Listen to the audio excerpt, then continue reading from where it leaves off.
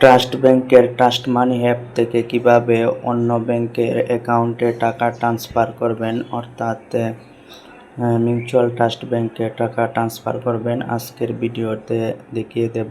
তো ভিডিওটি শেষ পর্যন্ত দেখুন এবং শিখে নিন কীভাবে এক ব্যাংক থেকে অন্য ব্যাংকে টাকা ট্রান্সফার করে। তো তার জন্য আমরা প্রথমে চলে আসব ট্রাস্ট মানি অ্যাপে। ট্রাস্ট মানি অ্যাপকে উপরের দিকে একটু স্ক্রল করব, এখানে দেখতে পারবো ফান্ড ট্রান্সফার নামে একটি অপশন আছে।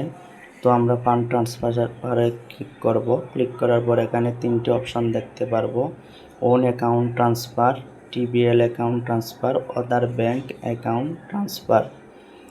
অর্থাৎ এখান থেকে আপনারা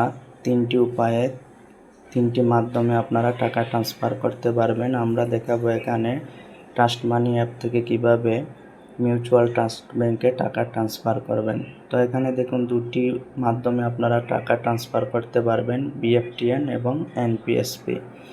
তো বিএফটিএন এর মধ্যে দেখুন আপনার টাকা ট্রান্সফার করার পর, অর্থাৎ টাকাটা আপনার অন্য ব্যাংকে পৌঁছাতে 24 ঘন্টা অর্থাৎ একদিন সময় লাগবে, অর্থাৎ একদিন ওয়ার্কিং ডে লাগবে।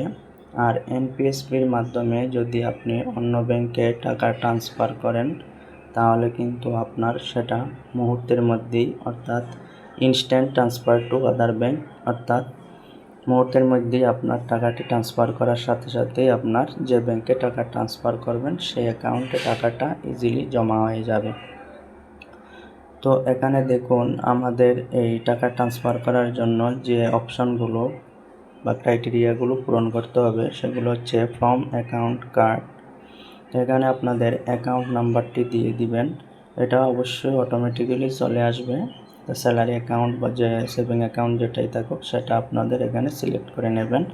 তারপর দেখুন এখানে সিলেক্ট বেনিফিশিয়ারি, এখানে আপনারা আগে থেকে একটা বেনিফিশিয়ারি অ্যাকাউন্ট বানিয়ে নেবেন যে ব্যাংক থেকে নেবেন। তো আমরা এখানে বানিয়ে নিয়েছি মিউচুয়াল ট্রাস্ট ব্যাংক, অর্থাৎ এমটিবি ব্যাংকের বেনিফিশিয়ারি দিয়ে দিয়েছি। তাহলে কিন্তু অটোমেটিকলি পরে দেখুন অ্যাকাউন্ট নাম্বার এবং অ্যাকাউন্ট নেমটি আপনার অটোমেটিক্যালি চলে আসবে এবং যে ব্যাংকের মাধ্যমে করেছেন সেটাও কিন্তু চলে আসবে। তো এখানে দেখুন সব কিছু কিন্তু আমাদের অটোমেটিক্যালি চলে এসেছে। এখন আমাদের যে কাজটি করতে হবে, আমরা কি পরিমাণ টাকা পাঠাবো সেই পরিমাণটা এখানে আমরা উল্লেখ করে দেব। তো আমরা এখানে আমাদের টাকার অ্যামাউন্টটা দিয়ে দিয়েছি এবং রিমার্কস দিয়ে দিতে হবে তার মন্তব্য, যে কারণে আপনি টাকাটা ট্রান্সফার করতে চাচ্ছেন। এখানে আপনার নাম বা আপনার নিড বা পেমেন্ট যে কোনো একটা দিয়ে দিবেন। তো আমরা এখানে নিড দিয়ে দিলাম। তো এখানে নিড দিয়ে দেওয়ার পর নিচে দেখুন একটি অপশন আছে গ্রিন কালারের নেক্সট। তো আমরা এখানে নেক্সটে ক্লিক করে দেব। নেক্সটে ক্লিক করে দেওয়ার পর এখানে দেখুন অনেকগুলো অপশন আসবে। তো বিএফটিএন এর মাধ্যমে আপনারা যদি টাকা ট্রান্সফার করেন তাহলে এখানে কিন্তু আপনাদের কোনো চার্জ লাগবে না, জিরো ফি। তো এখানে আপনারা দুটি উপায়ে নোটিফিকেশন নিতে পারবেন, ভেরিফিকেশন কোড নিতে পারবেন এসএমএস এবং ইমেলের মাধ্যমে। তো আমরা এখানে এসএমএসটা সিলেক্ট করে নিলাম। তারপর নিচে দেখুন একটি সাবমিট বাটন আছে, সেখানে আপনারা ক্লিক করে সাবমিট করে দিবেন। তাহলে কিন্তু আপনাদের এখানে একটি ভেরিফিকেশন কোড নাম্বার চলে আসবে, সেটা আপনারা এখানে কপি করে এনে এখানে বসিয়ে দিবেন।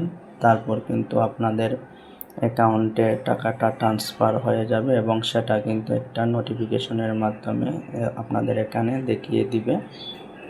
তো আপনারা সেটা এখান থেকে দেখতেই পাচ্ছেন, এটা আমরা এখানে কপি করে বসিয়ে দিলাম। তো দেখুন congratulation, fund transfer is successful.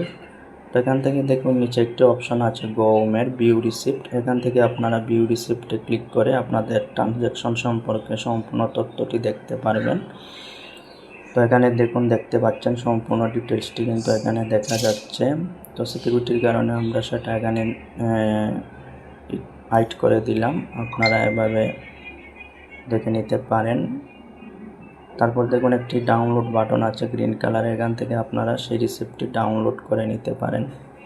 তো এভাবেই কিন্তু আপনারা ট্রাস্ট মানি ব্যাংক থেকে অন্য যে কোনো ব্যাংকে আপনারা সহজেই বিএফটিএন বা এনপিএসপি যে কোনো একটি মাধ্যমে টাকা ট্রান্সফার করে নিতে পারেন খুব সহজভাবেই।